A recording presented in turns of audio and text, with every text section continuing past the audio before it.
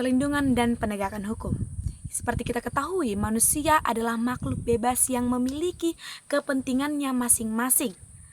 Pada awalnya, manusia memperjuangkan kepentingannya dengan bebas. Namun, mereka menyadari bahwasanya kepentingan tersebut memiliki batasan, yaitu kepentingan orang lain. Maka dibentuklah suatu tatanan, yaitu tatanan hukum, agar setiap manusia dapat menjalankan kepentingannya masing-masing tanpa adanya benturan. Sebagai contoh, yaitu ketika saya pulang sekolah, memiliki kepentingan untuk sampai ke rumah saya dengan selamat. Dan di perjalanan saya juga melihat orang lain memiliki kepentingan, yaitu ada yang ingin mengantar barang, ada yang ingin ke pasar, dan lain sebagainya. Coba bayangkan apabila tidak ada hukum atau peraturan. Saat di perempatan jalan, ketika semua orang ingin menjalankan kepentingannya secara bersamaan, maka akan terjadi kekacauan. Maka dibentuklah suatu peraturan atau hukum agar tidak terjadi kekacauan. Untuk menjelaskan topik yang pertama tadi.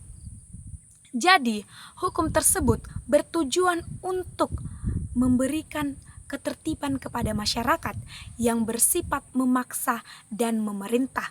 Oke, selanjutnya, dasar negara Indonesia sebagai negara hukum dapat kita ketahui dalam Undang-Undang pasal yang pertama ayat ketiga, yaitu mengatakan bahwa negara Indonesia adalah negara hukum. Lalu, bagaimana perlindungan dan penegakan hukum yang ada di Indonesia? Apa sih itu perlindungan dan apa itu penegakan? Oke, saya jelaskan secara singkat kepada kita semuanya. Perlindungan ialah bentuk pengayoman kepada hak asasi manusia, di mana manusia dapat menerima hak-haknya dari hukum.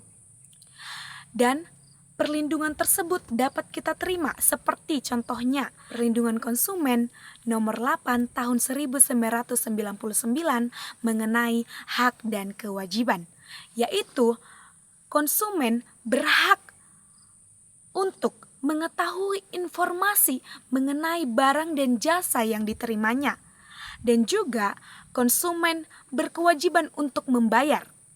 Dalam hal itu, penjual juga berhak untuk menerima uang dari pembeli dan juga berkewajiban untuk memberikan informasi yang jujur mengenai barang dan jasa. Oke, baik. Yang selanjutnya, apa itu penegakan hukum? Penegakan hukum ialah bentuk dari bagaimana menegakkan hukum. Menurut Sudarto, ada dua penegakan hukum, upaya preventif dan upaya represif.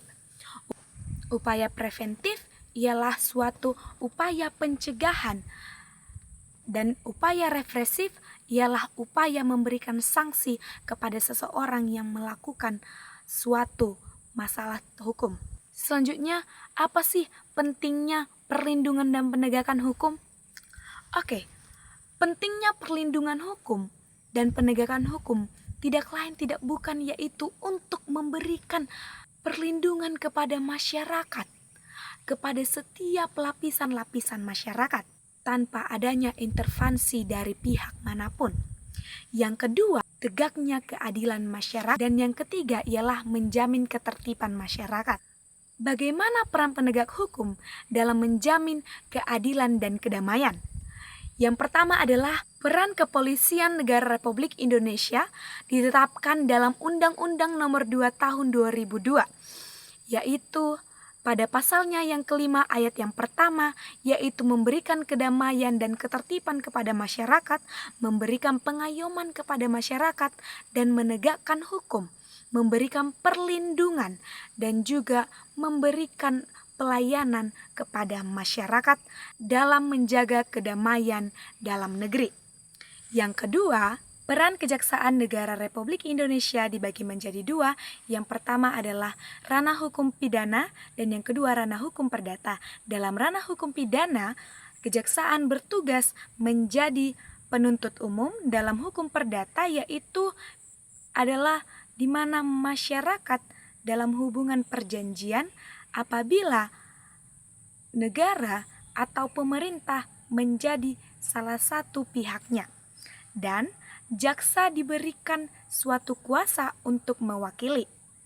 Dan yang ketiga, peran kehakiman sebagai pelaksana kehakiman Negara Republik Indonesia dalam Undang-Undang tahun 1945 pasalnya yang ke-24 ayat yang pertama menegaskan bahwa kehakiman merupakan kekuasaan yang merdeka untuk menegakkan peradilan. Pelaku kekuasaan kehakiman tertera dalam Undang-Undang 48 tahun 2008 pasal 18, yaitu MA dan MK. Yang selanjutnya yang keempat adalah peran advokat dalam penegakan hukum. Pasal 1 Undang-Undang nomor 18 tahun 2003, advokat berprofesi memberikan jasa hukum kepada masyarakat, baik itu mewakili, memberikan bantuan hukum, menjalankan kuasa, fungsinya secara mandiri untuk kepentingan masyarakat tanpa terpengaruh dengan kekuasaan negara. Kelima, peran Komisi Pemberantasan Korupsi.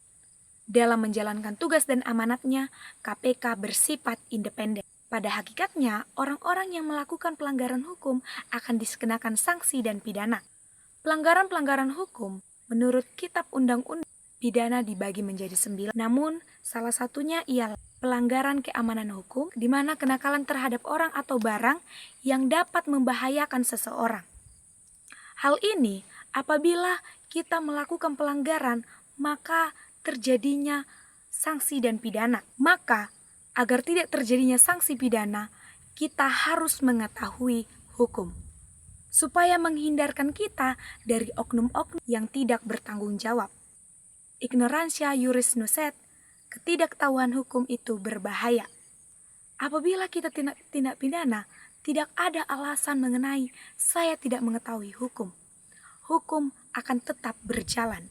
Maka, ketidaktahuan hukum itu berbahaya. Macam-macam sanksi atau pelanggaran terhadap hukum, yaitu adalah pidana pokok, yang kedua ialah pidana tambahan. Jadi, bagaimana partisipasi masyarakat dalam menegakkan hukum yang ada di Indonesia?